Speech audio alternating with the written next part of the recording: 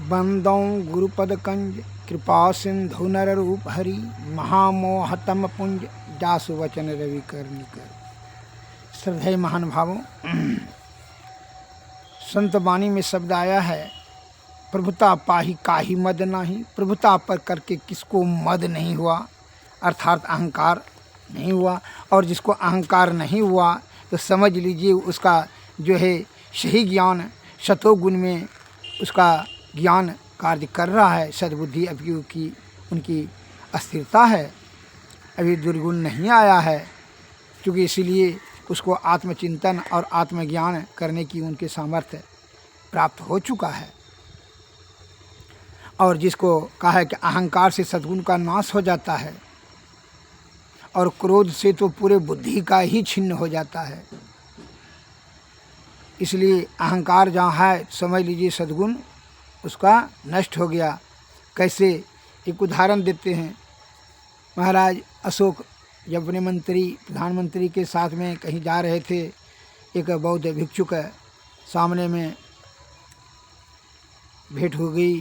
वो महाराज अशोक ने अपने मस्तिष्क को उनके साष्टांग प्रणाम के उनके चरणों में मस्तिष्क को स्पर्श कर करके प्रणाम किए।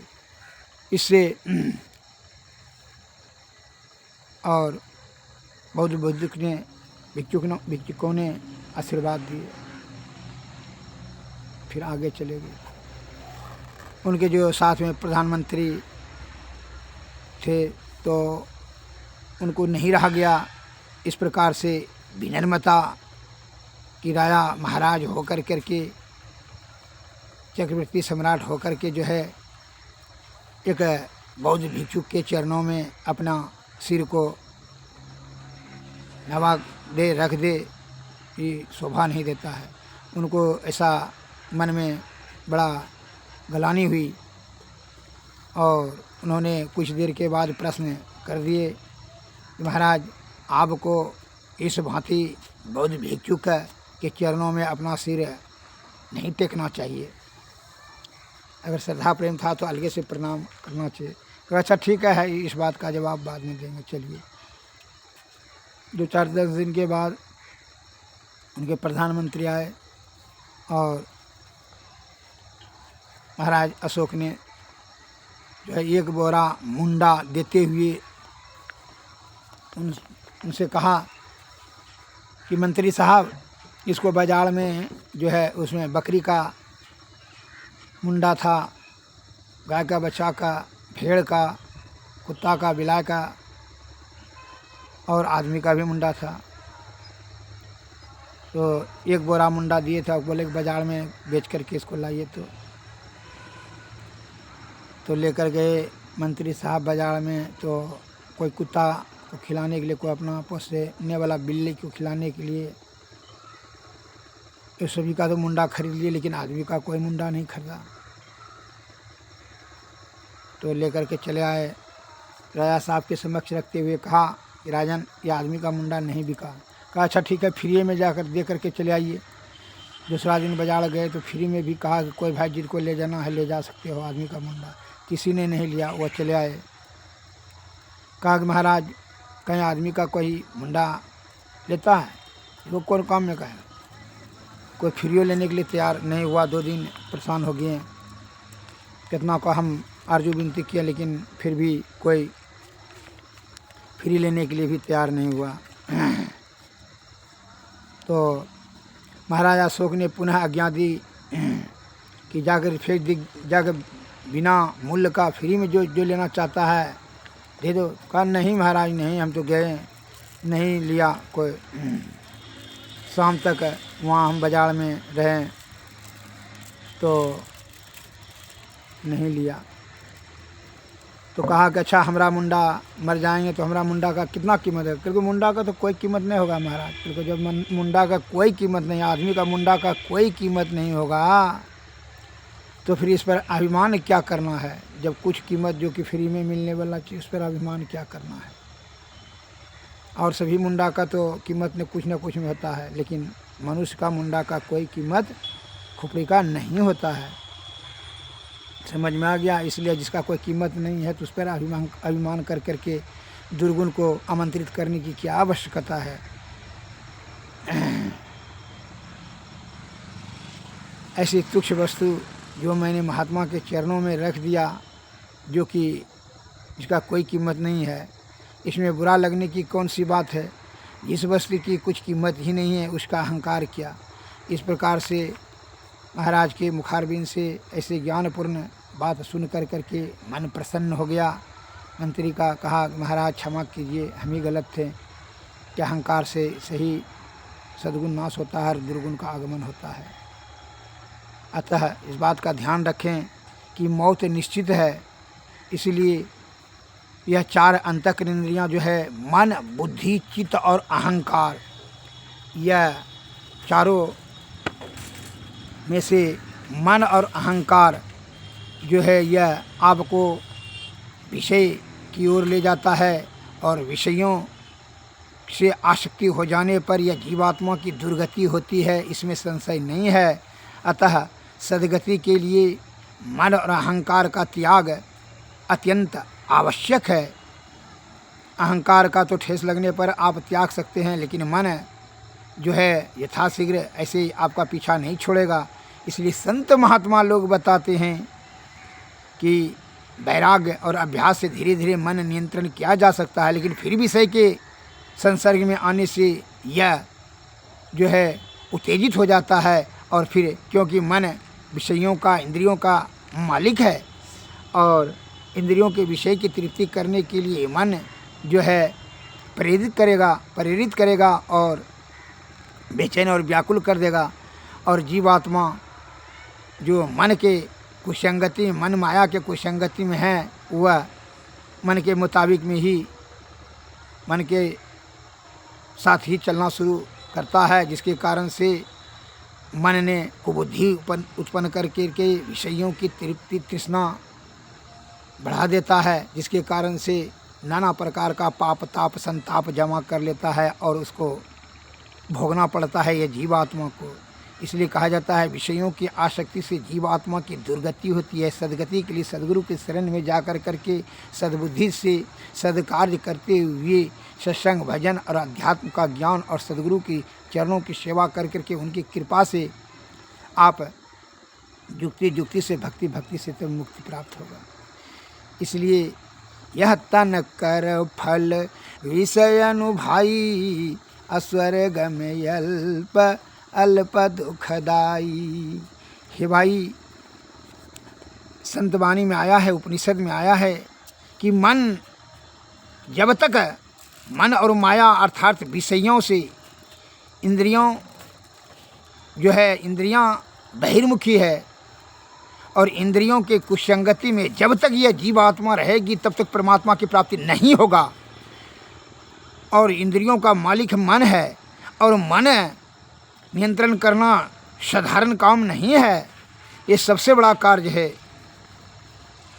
उपनिषद में बताते हैं कि मन जो है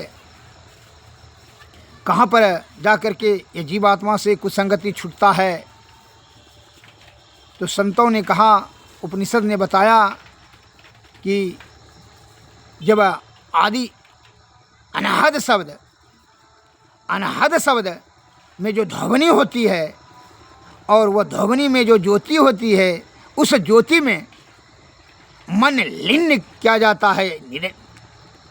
निरंजन मन यह निर्माया में लीन हो जाता है, तब वह जो है वहाँ जीवात्मा का कुसंगति मन से छूट जाता है, और तब आदि शब्द की प्राप्ति होती है। और आदि शब्द प्राप्त हो जाने पर यह जीवात्मा को वहाँ से चिदात्मक चौकी कहा जाता है, ईश्वर का दायरा शुरू हो जाता है। जिस दिन आदि शब्द मिल जाएगा तो स्वप्नावस्था में, सुतावस्था में और जागृत अवस्था में वह आदि शब्द का क्षय नाश नहीं होता है। और आदि शब्द धीरे धीरे जब निशब्द में परिणत हो जाता है तो वही परम पद, केवल परम पद है, अर्थात वही मोक्ष धाम है। अर्थात फिर जीवन मरण के चक्कर में फंसने की कोई आवश्यकता नहीं होती है। यह जीवात्मा को पर ब्रह्म की प्राप्ति हो जाती है।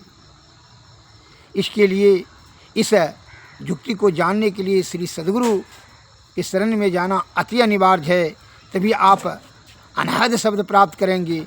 जब सुषमना में ध्यान, दसम द्वार जिसको कहते हैं, यहाँ जो भवों के बीच में 3 द्वार जो है मार्ग है, इंगला पिंगला और सुषमना, बीच में नाड़ी सुषमना है, बायां दायां इंगला पिंगला है।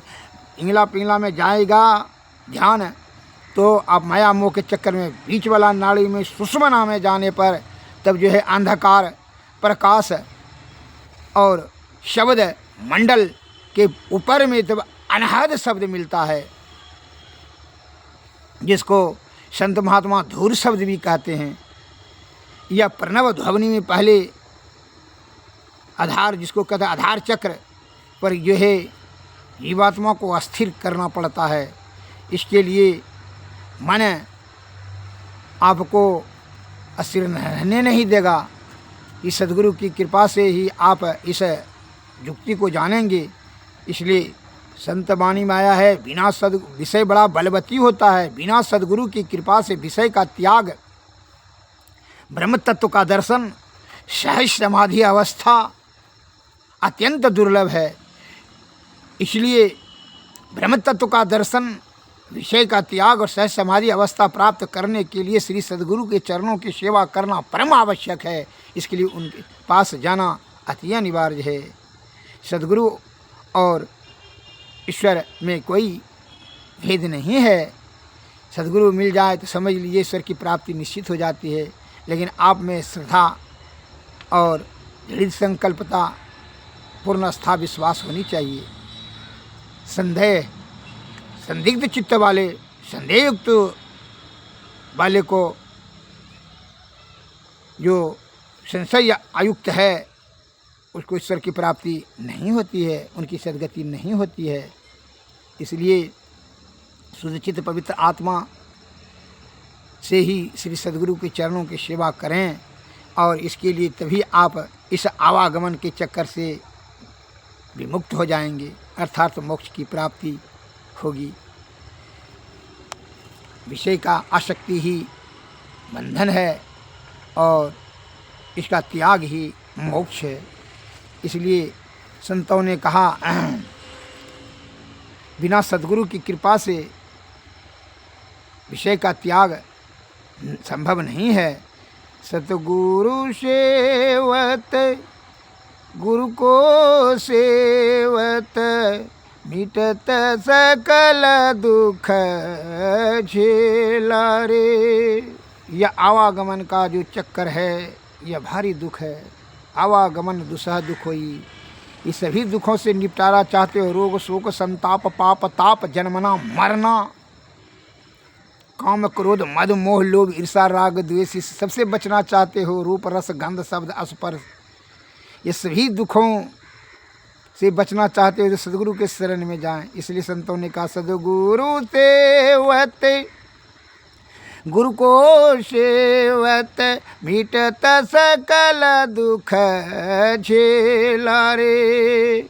यह दुनिया दिन चारि वसेरा, यहाँ ना तेरा मेरा रे। तेरा मेरा दऊ यम के हाथे, पकड़ी पकड़ी जिन घेरा रे। यह दुनिया बंदी गृह यम के, जीव बंदी रहे घेरा रे।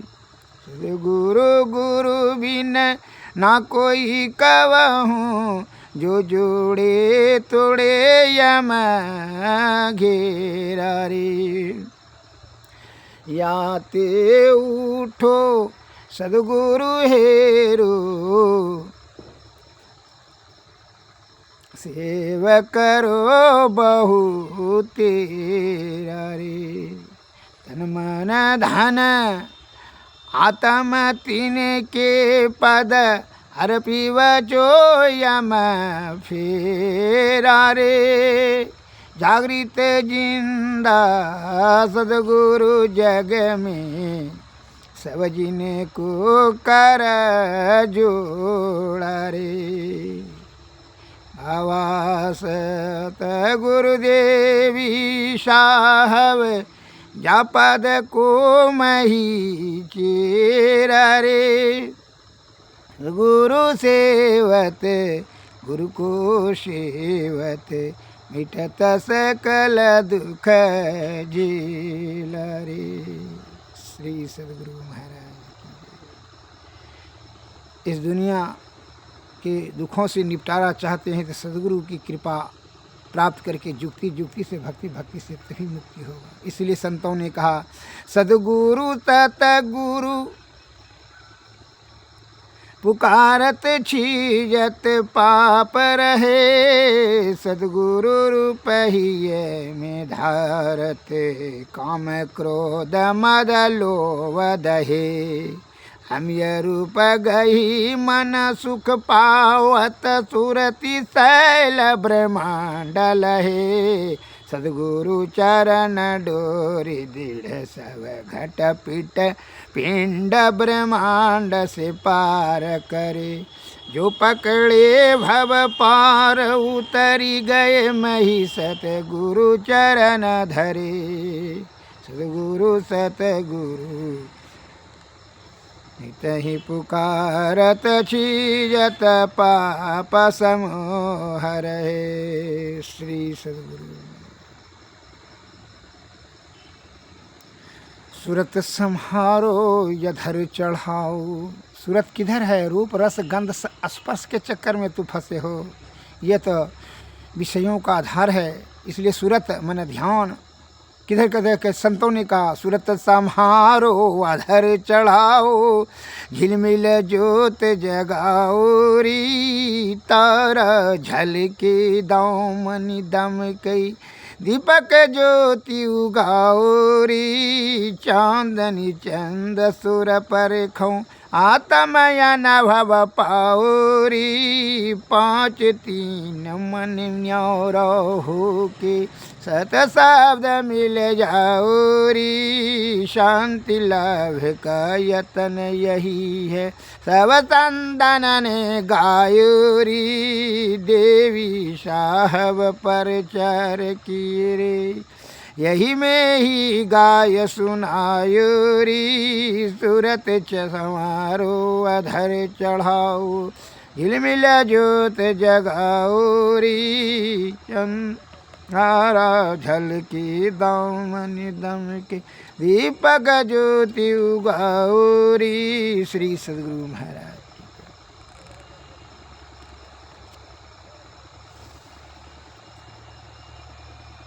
ध्यान किसका करना चाहिए? मन में प्रश्न उठता होगा।